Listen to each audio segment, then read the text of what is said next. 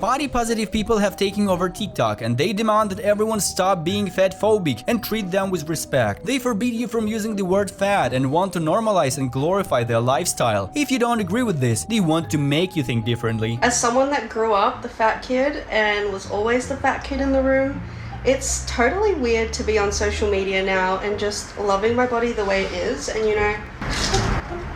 just like eating all the good foods that I love while still being healthy and exercising. In her 20s, she can feel like an Olympic champion, but if she goes to get tests, reality will be completely different. Obesity is not a matter of opinion, it's a proven medical issue, especially when it comes to such an advanced case. Sure, in the moment she might feel fine, but what will happen in the long term? But not really worrying about how I actually look, because at the end of the day, that's not really what matters, is it? How you look is important, because she obviously spent time on makeup and her hairstyle before filming this video. Despite showing her belly, she still tries to look better than she really is. This is yet another manifestation of hypocrisy. And that doesn't mean that I'm not working on myself in other ways, but, haters gonna hate, I guess.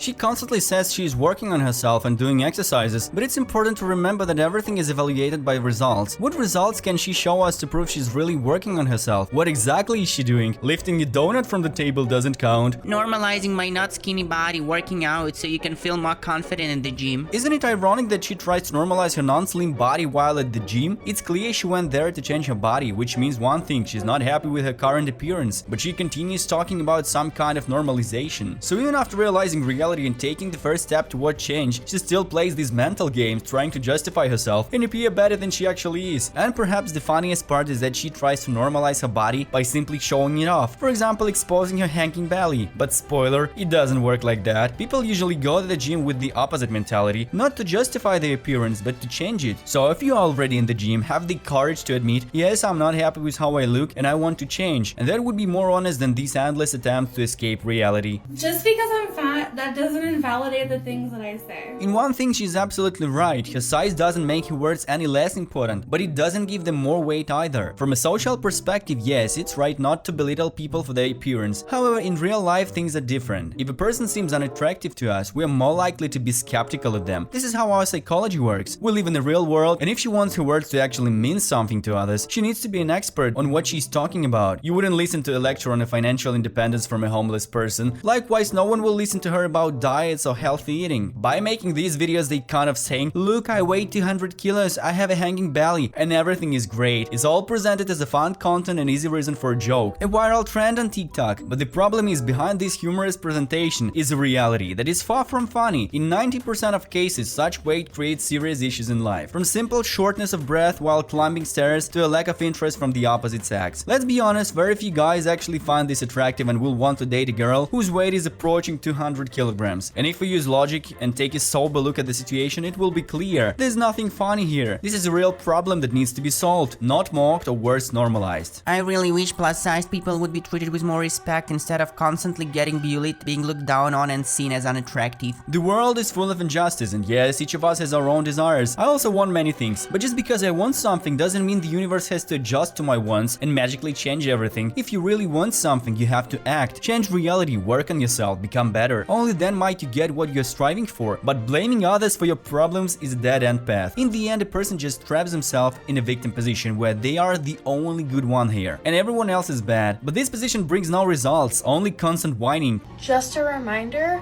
that I am very fat and very sexy, and I am 100% glorifying obesity, and there's nothing you can do. Her last sentence was said in such a tone as if it should somehow hurt us, upset us, and make us angry. But here's a big secret: most people couldn't care less about what she does with her body. It's her personal business. No one lies awake at night worrying about her weight. But let's be honest, excess weight by itself doesn't make a person look better. Well, maybe in her imagination she's incredibly attractive. And glorifying obesity is just absurd. There's nothing to argue about here, because it's scientifically proven that it leads to serious health problems, early death, and worse quality of life. For example, you might struggle in tight public spaces which are simply not designed for people with extreme weight, like an airplane bathroom. So you can talk all you want about normalization, but reality remains unchanged. Excess weight is not just about aesthetics, it's all about health and basic comfort in life. Why do I call myself body positive when in reality it has nothing to do with my body? And I know that must be super confusing because the term body positive should be about your body. actually is quite the opposite. For so many years, I put so much value in the way that I looked and how I hated myself. Always been someone else's worst nightmare. There was something morally wrong with me because I didn't look a certain way. So she wants to say that the term body positive is not really about the body. That is more of a mental state. But the problem is that for most people, fat acceptance works as a trap. A trap for those who don't want to face difficulties, who want everything to be easy without effort, who dreams of eating burgers and fries, but still staying slim, beautiful, and receiving admiration and respect. This is your friendly fat reminder to tell you that this right here, actually, it's not called a fupa. This is a belly. And I'm a big bitch who weighs over 300 pounds, and I happen to have a big belly. And there's nothing wrong with that. And there's nothing wrong with being fat. Of course, there's nothing wrong with this if you truly accept yourself as you are and have no plans to change anything. If you are fine with your situation, okay, it's your choice. But the problem is that you will only get bigger and bigger with such mentality. And maybe you will never stop, especially if you keep convincing yourself that it's normal, that there's nothing wrong with it. Right now, for example, she feels comfortable in 150 kilograms. But when her weight exceeds 200, I'm not sure she'll still be comfortable. Will this feeling of normalcy remain? Or at some point will she have to admit that something went wrong? Reminder that having a belly is okay and normal. People who promote the idea that this is normal are actually doing a disservice to those who still can change their life for the better. Those who dream of a beautiful body and health, but instead of acting here, oh, just love yourself as you are. It's interesting that in the fat acceptance community, it's not common to talk about health problems. They are always healthy. They never visit doctors and say everything is fine. Then suddenly it turns out that they have a whole bunch of health issues, bags of pills, and try to mask symptoms instead of just changing their diet and losing weight naturally. I've been seeing a lot of people get upset at plus size influencers for starting to lose weight, and I think that is really crazy because what are we doing? Like, why are we upset with somebody for wanting to better their lives? You know, now she's encouraging us to work out and eat healthier, and that's not okay. She's supposed to be my plus size influence. Actually, there's nothing surprising here. This is a phenomenon that can be observed in different areas of life. It's called the bucket of crabs effect. When you try to change your life and break free from your usual surroundings, others around you will try to hold you back, pulling you down. This is how the human psyche works. Seeing someone change for the better in your environment is painful. To avoid this discomfort, the brain activates a defense mechanism. It starts downplaying the achievements of others and convinces us that our way of life is the right one. After all, it's easier to tell yourself that you're right than face a reality that demands change. It's pretty disappointing when your favorite body positive influencers have turned into weight loss influencers overnight, right? And it turns out all my fat ladies who were talking about body acceptance are now weight loss influencers, and they're talking about how much they hated themselves and how they had to take their health seriously. Yes, I understand that it's unpleasant to watch people around you change for the better while you stay stuck. A person who was overweight can just lose weight on their own. That's all societal pressure. Yeah, so it's just disappointing. There is a way to talk about the fact that you've chosen to lose weight in a body acceptance, body neutral, fat positive way, rather than starting to be fat phobic and a prime example of diet culture. Obviously, if a person changes, they now have a different standard, and the negative attitude toward their previous lifestyle is the key to those changes. Because if a person thinks being overweight is normal, why would they even change to become slimmer or more muscular with a low body fat percentage? To improve, they need to recognize excess weight as a problem, because if it's not a problem, then why lose weight? The other day, I was looking at my old pictures. How is it possible that I thought that I need to lose weight? Here's another example of how flexible the human psyche is and how quickly it can adapt to circumstances. At that time, I felt that I was fat and that I really need to lose weight. Now, I'm definitely fatter. I feel happier and sexier.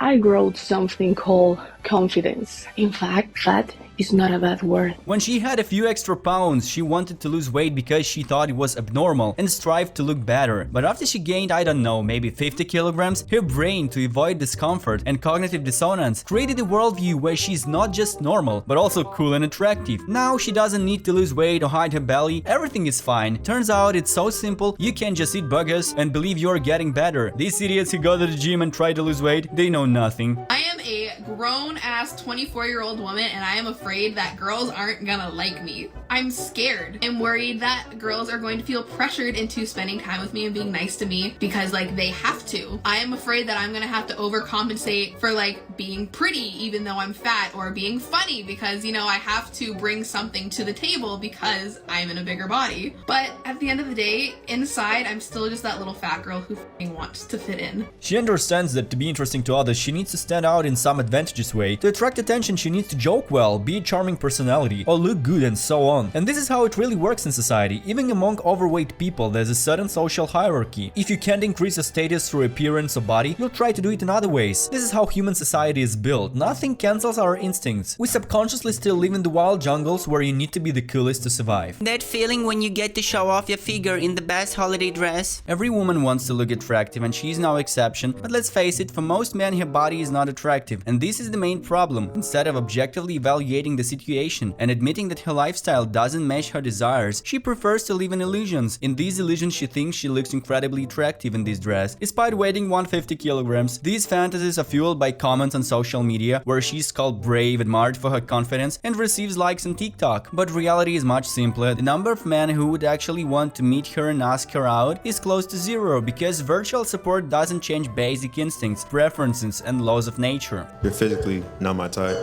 No. I don't feel any negativity or toxicity toward the people in this video. Some of them evoke sympathy, others I feel neutral about, but overall, I don't have negative emotions. The only thing I want is for many of them to face reality. In my view, the only way to improve one's quality of life and become happier is to work with reality. That's why the illusions they live in and promote to a massive audience must be shattered, not just for their own good, but for the good of those who watch them and whose minds they influence.